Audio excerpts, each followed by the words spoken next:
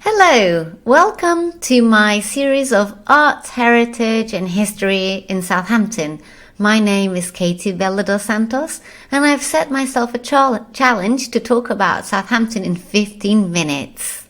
This video too is on 200 years of Southampton from Jane Austen to Craig David. This is See Southampton, here dressed in red, See Southampton Tour Guide Association of Southampton and the New Forest in the UK. Here we are at the Pride and Prejudice Fair at the Nuffield Theatre in Southampton in February of 2020. The reason why we organised this fair was to commemorate the life of Jane Austen here in Southampton, as she lived here from 1806 to 1809, given that her brother was an admiral here. In 1809, their landlord, Marquis of Lansdowne, died and they all moved to Chawton in Hampshire. At the beginning of the 1800s, the Napoleonic French prisoners of war were housed at the Wall House in Town Quay by the water. And if you look at picture number 8, you can see the graffiti. You can see where the prisoners carved their names on the beams, the original beams from the New Forests. The other thing they did, presumably because they were very bored, was to get hold of animal bones and human hair and make scrimshaw. These two artifacts can be seen at the Sea City Museum in Southampton. Moving on to 1850, still in Town Quay with the water on the left and the Wall House would have been on the right hand side.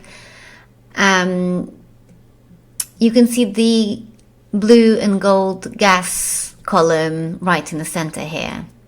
This is dedicated to Chamberlain, who brought gas and street lighting to Southampton in 1822. And where is this gas column now? In Handwell Park, in the city centre of Southampton. So blue and gold looking majestic, as is the Royal Pier Gatehouse here on the left with the pineapple at the top. Pineapple is the international symbol of hospitality. And talking about hospitality, if you go to the Tudor House Museum, you can see a replica of the kitchens, of the Victorian kitchens. Here on the left, you can see the fireplace on the left-hand side. You can see the sugar cone and the sugar cutters, the tins, the Victorian porcelain, the salt pigs. On the right-hand side of the pantry, you can see the pestle and mortar. And if you go up to the first floor, if you were to look to your right-hand side, so looking south, you'll see Town Quay, where the Wall House is. On the left, halfway through, you see a man in blue.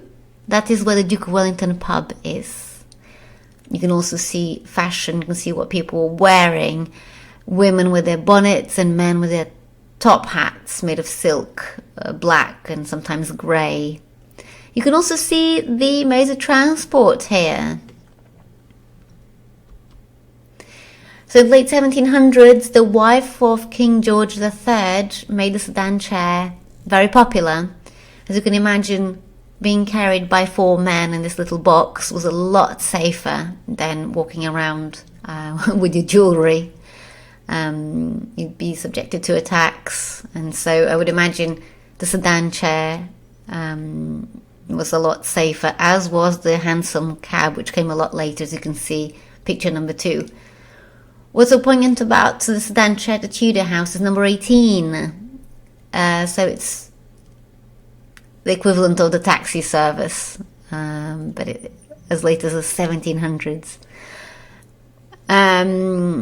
After the sedan, the hansom cab, we then had the stage coaches. One of the most famous Southampton coaches was the Red Rover. And you can see in picture 3, was it really red? No, it was in fact yellow.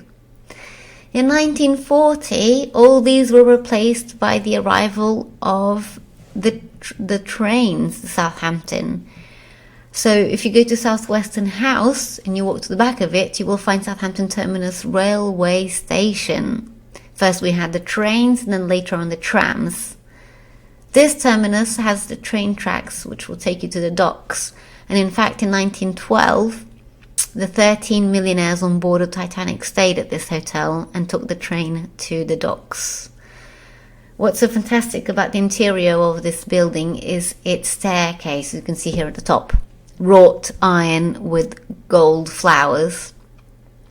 Very pretty, and it must have inspired those designing the Olympic and the Titanic in 1911, as you can see the similarities with the staircase. Talking about wrought iron, I have to mention William Morris, who designed wallpaper, metal casements and stained glass and decorative ironwork, and we found some of his work inside St. Michael's Church. So here you can see the decorative iron grills and gates, and he uses the turquoise blue, which denotes emotional balance, serenity, healing, protection, spirituality. Talking about colours, we move on to Sir John Everett Mealor. Coincidentally, both Morris and Mealor died in 1896. Mealor was born in Southampton, and he was one of the founders of the Pre-Raphaelite Brotherhood. Some of his work is at Southampton City Art Gallery, so if you have a chance, we recommend that you go there. Moving on to the 1900s in Southampton, which is when the cruise liner industry expanded. I have to mention the Titanic. We move from iron to bronze. As you can see here on the left-hand side, the goddess Nike. This is in fact a memorial in honor of the engineers who lost their lives. It was precisely the trimmers and the coal stokers, the so-called black gang, who, and all the blue collars, lost their lives and left Southampton completely devastated. When James Cameron came to Southampton, he must have been quite taken by the statue, because in the film with Leonardo DiCaprio and Kate Winslet, you can see the photo number 2 here, where they are standing at the bow of the ship. Aviation was a big thing in Southampton in 1900, starting with Edwin Moon, who designed Moonbeam 1 and Moonbeam 2 in the Wall House. His first flight took off from what we now call Southampton National Airport in Eastleigh in 1910. Southampton then invested in marine aircraft, and in 1919 Southampton docks were used as terminals for flying boat services, as you can see on the photo on the left. In 1931, Britain won the International Schneider Trophy outright, and they did so 3 times over. This is the trophy here in the middle photo.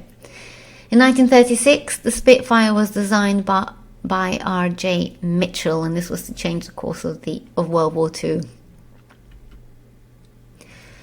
During World War II, the wine cellars in Southampton were used as air raid shelters, and this is what saved the lives of thousands of Soutonians. This picture can be found, or this cellar can be found inside the Tudor House Museum. Also related to the war, we have the American Wall, the so-called D-Day Wall. This is the road between the arcades, or the old walls, and the new shopping centre. This is where, on the 6th of June of 1944, more than 2 million American and Canadian GIs were waiting for their orders. They were waiting for D-Day. And there they were in the sun, in the tanks, waiting for orders. Very bored, I imagined. So they started writing on the brick wall. And you can see here on the left where it says Texas. Middle photo shows Wilson. And you can also see 1944. This American wall was most touching. When I went to the Soul and Sky Museum, I found this lace panel depicting the Battle of Britain. What I didn't know was that this was one of 38 panels which were made of fine Egyptian cotton. On the right-hand side here, you can see the D-Day embroidery from 1953. And this was made by 76 embroiderers representing 14 women's organizations in Southampton. I also found the Battle of Britain stained glass window in St. Mark's Church in Woolston. This was erected to mark the 50th anniversary of the Battle of Britain, and it was designed by Maurice Bennett. Talking about stained glass windows at St. Michael's Church, the west window depicts St. Michael, who's the patron saint of Normandy, killing the dragon of sin, the devil. And all around him are the emblems of those who helped, all the volunteers who helped in the war effort, such as the British Red Cross, the Royal Air Force, Merchant Navy, and St. John's Ambulance. The Hantham Street mural, designed by Henry and Joyce Collins in 1978, is made of ceramic and is a brilliant summary of the history of Southampton, from the Romans, Saxon, Viking, the Norman, medieval times, Tudor times, Victorian times, World War II, the cruise liners, Titanic. If you can have a look at it, it's worth it. Moving on to the 80s, I have to mention Craig David, who grew up in the Holyrood housing estate, which is right in the heart of Southampton. It's not too far from the docks, and if you look at the bottom here, you can see the brickwork depicting the dock workers. And this is where Greg grew up. Famous singer, songwriter, DJ, record producer, and nominated for the Grammy Awards twice over. So it's no wonder the Southamptonians are so proud of Craig. 2020 is a very big year for Southampton, as we are celebrating the 950th anniversary of St. Michael's Church, the oldest functioning building, the 400th anniversary of the departure of the Mayflower and the Speedwell from Southampton via Plymouth till they got to what we now call the United States of America, the 400th anniversary of Pear Tree Church, which is the oldest Anglican church in the world, 200th anniversary of Florence Nightingale's birth, and she worked at Netley Hospital down the road, the first steamship voyage from Southampton, the anniversary of the Southampton Cenotaph, which was a prototype, the one in Whitehall in London, Edwin Moon's death, the Battle of Britain, and the anniversary of victory over Japan Day and the return of the Far East prisoners of war. Sea Southampton will continue to work with a welcome desk and information services at the City Cruise terminals and at Westgate Tower with its Mayflower exhibition, the project Route Southampton, and the project Far East Prisoners of War 75th anniversary. This video, Route Southampton, shows you Southampton by image, and it also got a great Facebook page. FEPA 75 has a fantastic website where you can see interviews with war veterans and survivors, and those who came back 75 years ago, having gone through 5 years of capture by the Japanese in places like Burma and Singapore. We'll continue to work with SS Shield Hall, and we recommend 5 books: Southampton Extraordinary People, The Mayflower in Southampton, Southampton Story, and 2 books written by Martin Brisland, which is A to Z of Southampton and Secret Southampton. We also have a member of our team, Steve Roberts, who started sketching Southampton in pencil. We will continue to entertain and to provide CPD and all sorts of events for the locals, for the visitors. Please continue to support us and stay tuned with our 7 Facebook pages, our Instagram account, and our YouTube channel. Thank you for watching, and if you have a query, please contact me at katie@seasouthampton.co.uk or visit our website seasouthampton.co.uk. Thank you.